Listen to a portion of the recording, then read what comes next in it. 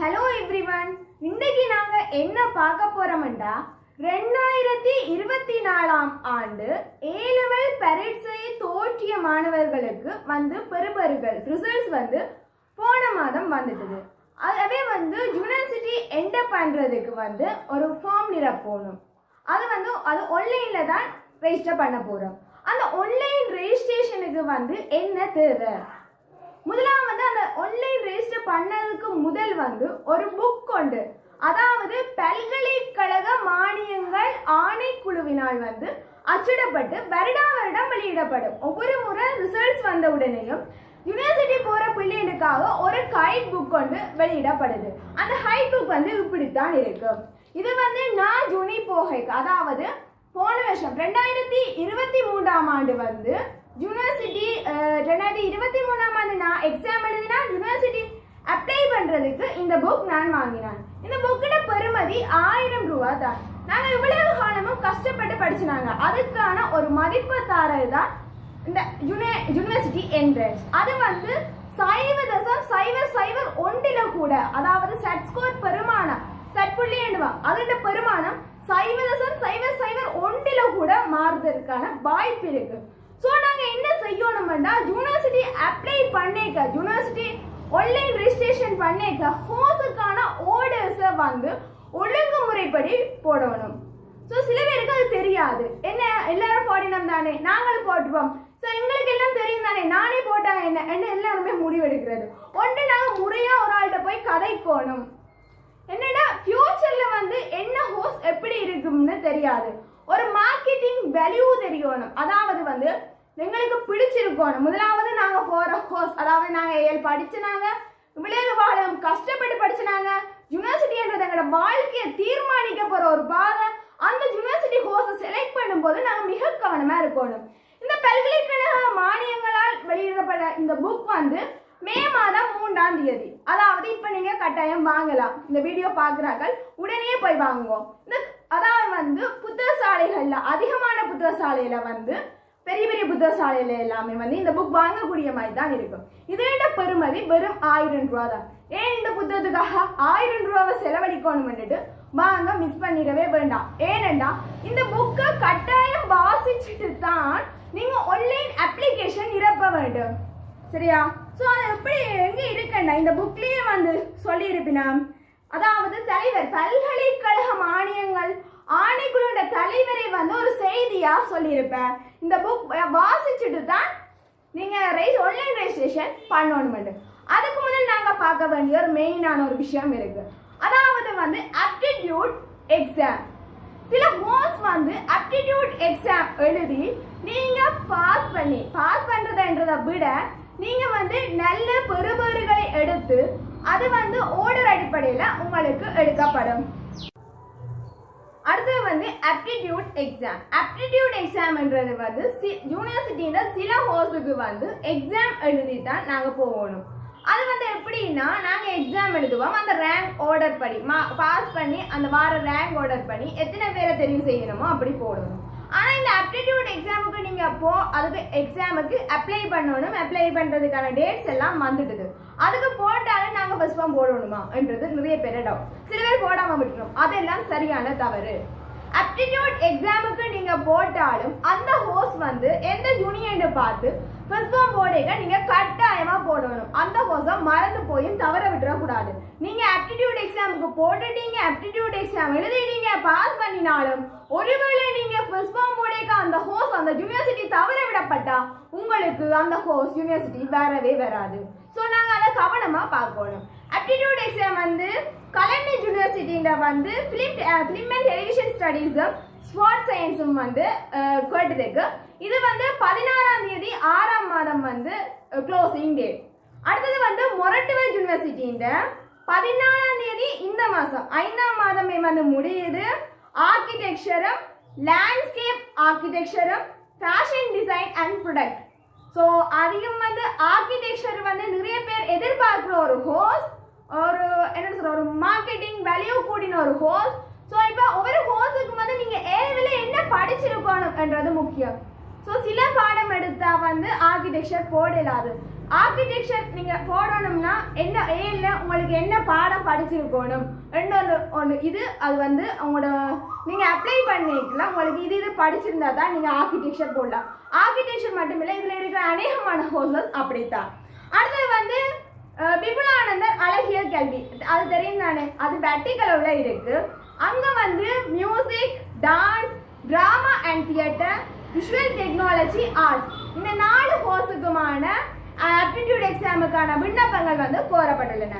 அடுத்தது வந்து ஜெயவர்தனபுர யூனிவர்சிட்டி, அது வந்து 20ஆம் தேதி முடியுது. BSc hons sports science and management.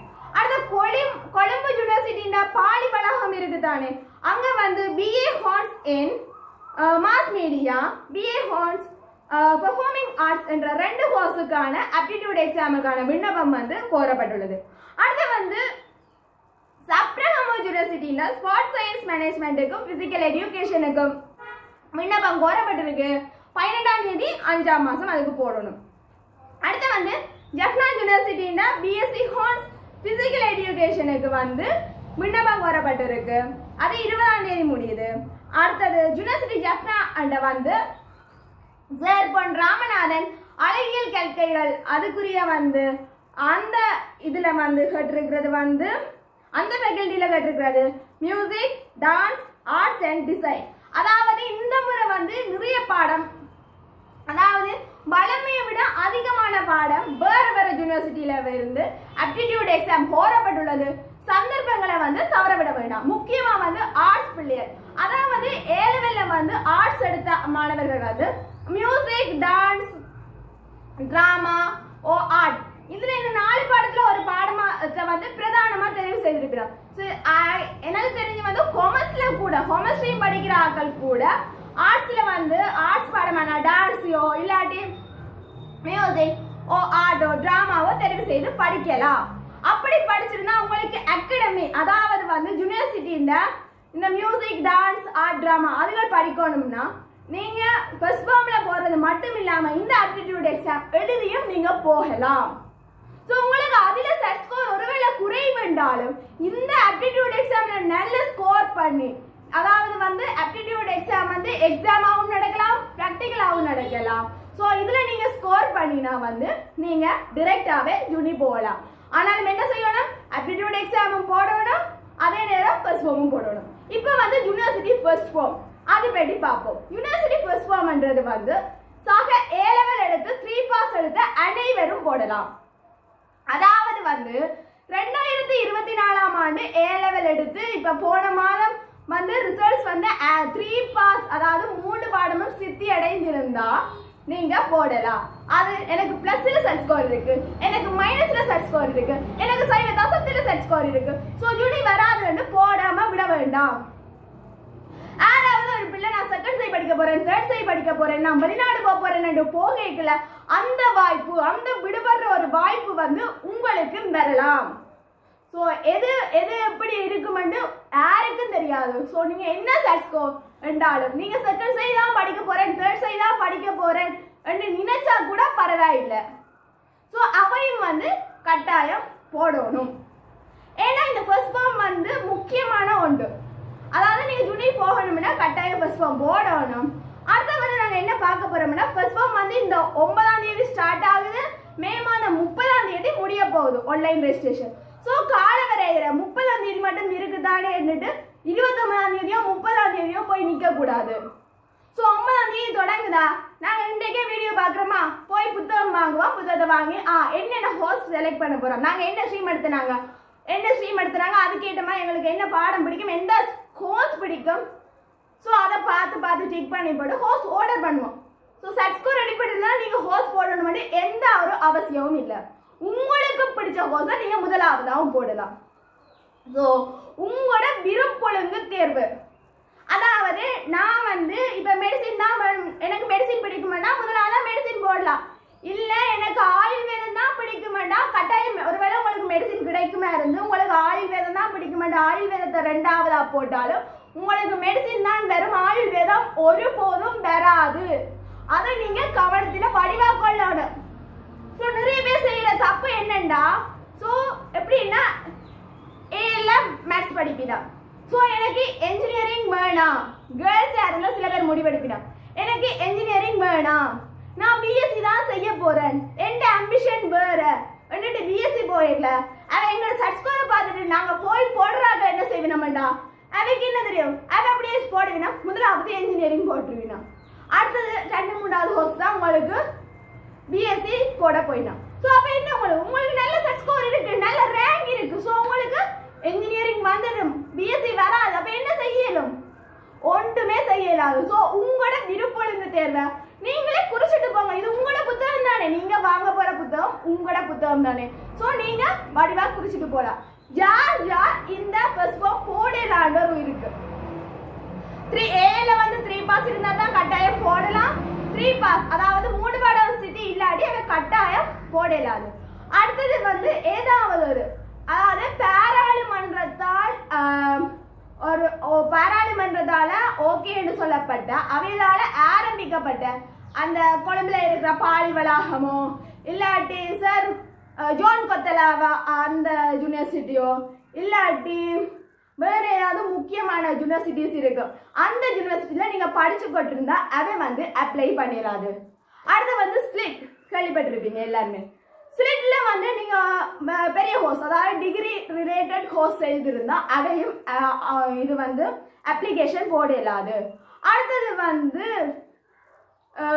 ஏதாவது ஒரு NVQ கோர்ஸ்ல வந்து NVQ 5 or 6 அது வந்து டிகிரிக்கு சமாந்தரம், அதாவது HNDA அது வந்து நீங்க செய்திருந்தா எங்க நைட்டாவோ இல்லாட்டி வேற ஏதாவது அது ரிலேட்டடான இடங்களை செய்திருந்தா நீங்களும் வந்து அப்ளை பண்ணிடாது, ஆன்லைன் ரெஜிஸ்ட்ரேஷன் பண்ணிடாது.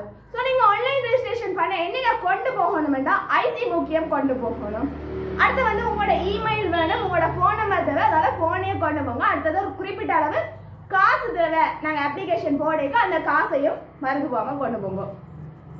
அடுத்து வந்து நாங்கள் என்னென்ன இருக்கு எப்படின்னு பார்ப்போம். ஸோ இந்த புக்கில் வந்து இதில் வந்து என்னென்ன ஜூனிக்கு என்னென்ன வேர்ட்ஸ் இருக்குன்றதை ஷார்ட்டாக எப்படி போட்டிருக்கணும்ன்றதை சொல்லி இருப்பினோம். சரியா, ஒவ்வொரு ஜூனியும் இருக்கிற இடங்கள் போட்டிருக்கணும். அடுத்தது வந்து கல்வியில் பின்தங்கிய மாவட்டங்கள் ஒரு 16 மாவட்டங்கள் இருக்கு. சரியா, அதுக்கெல்லாம் யாழ்ப்பாணம் கொழும்புக்காரன் தேட வேண்டாம். கல்வியில் பின்தங்கிய மாவட்டங்கள் 16 மாவட்டங்கள் இருக்கு. அவைக்கு செட் ஸ்கோர் வித்தியாசமா இருக்கு. ஸோ இது இந்த மாவட்டத்தில் இருந்து இத்தனை பேரை எடுக்கிற என்ற ரீதியில அவை குரிய ரிசல்ட்ஸ்காரே சில நேரம் நல்ல ஹோஸ்களுக்கு போகலாம். ஸோ அவையெல்லாம் வடிவா புக்கை வாசிச்சுட்டு தான் போய் செய்யணும். அடுத்தது வந்து இதுல வந்து முதலாவது வந்து கலைப்பிரிவு, இந்த கலைப்பிரிவுக்கான ஹோசஸ் போட்டிருக்கு. அடுத்தது வந்து வணிக பிரிவு அதாவது ஹோமஸ்ட்ரீமுக்கான ஹோசஸ் போட்டிருக்கு. அடுத்தது பௌதீக விஞ்ஞான பிரிவு அது வந்து மேத்ஸ் ஸ்ட்ரீம். சரியா, மேத்ஸ் படிக்கிறார்கள். அடுத்தது உயிரியல் விஞ்ஞான பிரிவு அது பயோ சயின்ஸ் படிக்கிறார்கள். பௌதிக விஞ்ஞான பிரிவுனா பிசிக்கல் சயின்ஸ், உயிரியல் விஞ்ஞான பிரிவுனா பயோ சயின்ஸ். அடுத்தது பொறியியல் தொழில்நுட்ப பிரிவு இடெக்னு சொல்லுவேன். அடுத்தது உயிர் முறைமைகள் தொழில்நுட்ப பிரிவு அது பயோடெக். அடுத்தது தகவல் தொடர்பாடு தொழில்நுட்பம். அடுத்தது வந்து கீழே இருக்கு வெவ்வேறு பாடப்பிரிவுகளில் இருந்து வந்து மாணவர்கள் விண்ணப்பிக்க தகமை பெறுகின்ற கற்கை நெறிகள், அதாவது நிறைய கோர்சஸ் இருக்கு. ஐடி லோ அதிகமான மாணவர்கள் லோ போடுறது, ஐடி போடுறது. அடுத்தது கட்டடவியல் ஆர்கிடெக்சர், அடுத்த ஃபேஷன் டிசைனிங் அப்படியான நிறைய கோர்சஸ் வந்து விரும்புகிற மாணவர்கள் இருக்கிறாங்க. ஸோ அதை வந்து எப்படின்னா எந்த ஸ்ட்ரீம் எடுத்தாலும் இந்த பாடம் செய்யலாம் அப்படின்னு இருக்கு. இல்லாட்டி இந்த இவ்வளவு அதாவது வந்து கொஞ்சம் பாடங்கள் இருக்கு, அந்த பாடங்கள் வந்து இந்த ஆக்கள்லாம் போடலாம். அதாவது இந்த ஸ்ட்ரீம் எடுத்திருக்கணும், இந்த பாடம் எடுத்திருக்கணும் ஒரு பாடமா என்றார்கள் போடலாம். ஸோ இப்போ கலைப்பிரிவு என்றதை எடுத்துக்கொண்டீங்கன்னா கலைப்பிரிவுல வந்து எந்தெந்த ஜூனியில என்னென்ன கோர்சஸ் இருக்குன்றதை ஓர்டரா போட்டிருப்போம். அடுத்து வந்து பயோ சயின்ஸ் அதுலயும் வந்து என்னென்ன ஹோசஸ் இருக்கு, எல்லாமே வந்து ஹோசஸ் இருக்கும். சரியா, இப்போ வந்து எனக்கு வந்து நான் வந்து பயோ தான் படித்தேன். ஸோ பயோ சயின்ஸ்ல வந்து நான் ஹோஸ் ஆர்டர் பண்ணணும். ஸோ எனக்கும் இப்படி ஒரு சிச்சுவேஷன் வந்தது. ஸோ நான் என்ன செய்தேன்னா ஃபர்ஸ்ட் போய் இந்த புக் வாங்கினேன். சரியா, வாங்கிட்டு வந்து ஓகே ஃபர்ஸ்ட் என்ன ஹோஸ் போடுவோம், ஓகே எல்லாரையுமே மெடிசின் ஃபர்ஸ்டா போட்டேன். சரியா, அடுத்தது வந்து டென்டல் போட்டேன். அதுக்கப்புறம் வந்து வெட்னரி போட்டேன். சரியா, 3 அடுத்த போட்டேன். ஸோ அதுக்கு பிறகு நான் போட்டது வந்து ஆயுர்வேதா. ஏன்னா அது டாக்டர் தானே, ஸோ அதை பார்த்து ஆயுர்வேதம் போட்டேன். அதுக்கு அடுத்தது சித்த மருத்துவம் போட்டேன் நான். அதுக்கு பிறகுதான் யுனானி மெடிசின். அதுக்கு பிறகுதான் நான் கோர்ஸ் பண்ணேன். ஏன்னா நான் என்ன பார்த்தேன்டா, ஸோ ஃபியூச்சர்ல வந்து வாய்ப்பு என்னது, தொழில் வாய்ப்பு எப்படி இருக்கும். ஸோ இதை மக்கள் இப்போ விரும்பினா எந்த துறைகளை போனா நாங்க எல்லாருமே என்ன நினைப்போம், ஓ படிச்சு முடிய நல்ல சம்பளம் வர ஒரு வேலை வேணும், நல்ல மரியாதையான ஒரு வேலை வேணும், எல்லாருமே ஆசைப்படுற ஒன்றுதான். ஸோ எல்லாருமாயே நானும் போட்டேன் என்று சொல்றதை விட எனக்கு பிடிச்ச கோர்ஸை நான் ஆர்டர் பண்ணினேன். ஸோ யாருக்கும் பயோ படிச்ச யாருக்கும் மெடிசின் வருதுன்னா வேணாம் பண்ணுவீனமா இல்லை தானே. ஸோ நான் போட்டது ஃபர்ஸ்ட் மெடிசின், அடுத்த டென்டல், அடுத்த வெட்டினரி, அதுக்கு பிறகு ஆயுர்வேதம் போட்டான், அதுக்கு அடுத்தது சித்த மருத்துவம் போட்டான். ஸோ எனக்கு என்ன கோர்ஸ் பிடிக்குதோ அதைத்தான் நாங்கள் ஆர்டரா போடலாம். சில பேருக்கு வந்து பிஎஸ்சி பிடிச்சிருந்தா அதை முதலாவதாவே போடலாம். ஆனா என்ன செய்யுங்க, இப்ப எனக்கு குறைய ரிசல்ட்ஸ் வந்துட்டுது, ஸோ எனக்கு யுனி வராதோ என்று ஃபீல் பண்றாங்க. நீங்க என்ன செய்யுங்கன்னா அதுல வந்து எவ்வளவு இடம் தரணுமோ 60 கோர்ஸ் நிரப்பலாம்னா 60 கோர்ஸை நிரப்புங்க. உங்களோட விருப்பொழுங்கின்படி 60 கோர்ஸை நிரப்புங்கோ, சரியா? நிரப்பாம விடாதீங்க. ஏன்னா உங்களுக்கு தானே 60 இடம் தாராங்க, 60 வடிவா நிரப்பினீங்கன்னா ஏதாவது ஒரு கோர்ஸ் கிடைக்கும் தானே. உங்களோட சஸ்கோருக்கு ஏற்ற மாதிரி ஒரு கோர்ஸ் கட்டாயம் கிடைக்கும். இதுல வந்து இப்ப ஒவ்வொரு கற்கைகளுக்கும் வந்து இந்த புக்ல என்னென்ன இருக்குன்னா, இப்ப ஒவ்வொரு கற்கை நிறையும் வந்து எத்தனை ஆண்டு காலம், எந்தெந்த ஜூனியில இருக்கு, என்ன டிகிரி எல்லாம் வருது. ஸோ அதை நீங்க வடிவா பார்க்கணும். ஸோ அடுத்தது வந்து நாங்க என்ன பார்ப்போம்னா, அடுத்து வந்து இது வந்து எப்படி ஆன்லைன் ரெஜிஸ்ட்ரேஷன் அதுக்குள்ள எப்படி போகணும் என்றெல்லாம் அப்படியே நீட்டா போட்டிருப்போம், சரியா?